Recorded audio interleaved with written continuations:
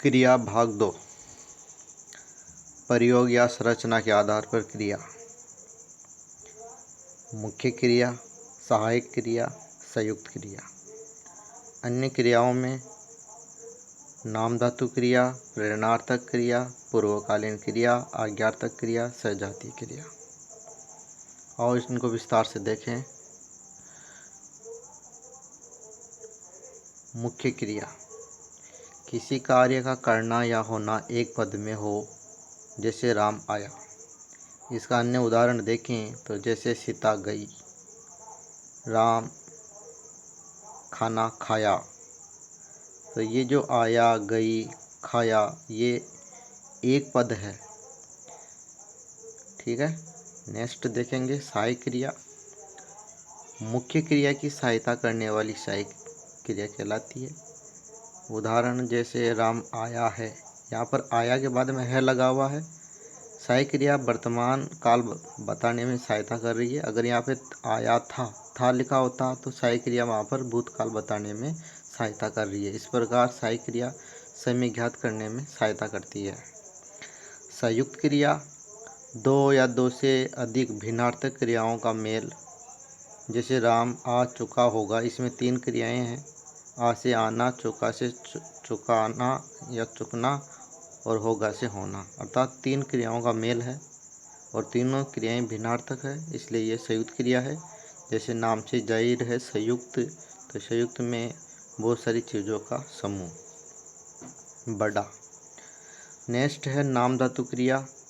संज्ञा, सर्वनाम या विशेषण शब्दों में प्रत्यय लगाकर बनाई जाती है।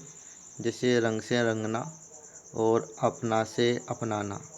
रंग से रंगना संज्ञा रूप है और अपना से अपनाना जो रूप बना है वो सर्वनाम का है। इस प्रकार रंगना या रंगाना और अपनाना को हम वाक्य में प्रयोग करते हैं, वहाँ पर नामधातु क्रियाएं होती हैं। प्रेरणार्थक क्रियाओं में कर्ता स्वयं कार्य न करके किसी को करने की प्रेरणा देता है। जैसे मजदूरों से काम करवा लो, यहाँ पे कर्ता स्वयं कार्य न करके किसी अन्य से कार्य करवा रहा है या करने की प्रेरणा दे रहा है, इसलिए यहाँ पर प्रेरणार्थक क्रिया होगी।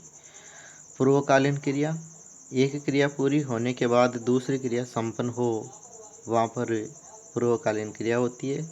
जैसे छात्र पुस्तक पढ़कर सो गया। पूर्वकालीन क्रिया को पहचानने के लिए शब्द आता है कर के या कर। जैसे इसमें पढ़ कर एक क्रिया संपन्न हो गई, छात्र पुस्तक पढ़ कर यानी पुस्तक पढ़ ली और फिर उसके बाद में घर गया, यानी एक क्रिया पूरी होने के बाद दूसरी क्रिया संपन्न हो। राम पुस्तक पढ़कर घर गया, या जैसे सीता खाना खाकर सो गई आदि चीज़ें, तो कर के शब्द इसमें जोड़ा जाता है।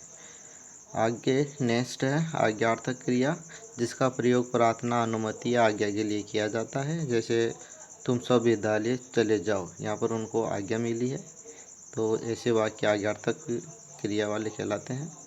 सजातीय क्रिया, जिस वाक्य में कर्म और क्रिया दोनों एक साथ प्रयुक्त हो, अर्थात एक ही शब्द का कर्म और क्रिया दोनों रूप बने। जैसे जैसे भारत ने लड़ाई लड़ी, यहाँ पर लड़ना जो शब्द है उसकी लड़ाई और लड़ी दो शब्द बने हुए हैं, एक तो इसका कर्म है और एक क्रिया, अर्थात एक ही शब्द की कर्म और क्रिया दोनों एक ही शब्द से प्रयुक्त हो, वहाँ पर सजातीय क्रिया होती है। अब इस वीडियो को आप 2-3 बार देखें और समझें, और किसी प्रकार समझ में नहीं आया हो या कोई दिक्कत हो तो कमेंट में आप ज़रूर कमेंट करें। धन्यवाद।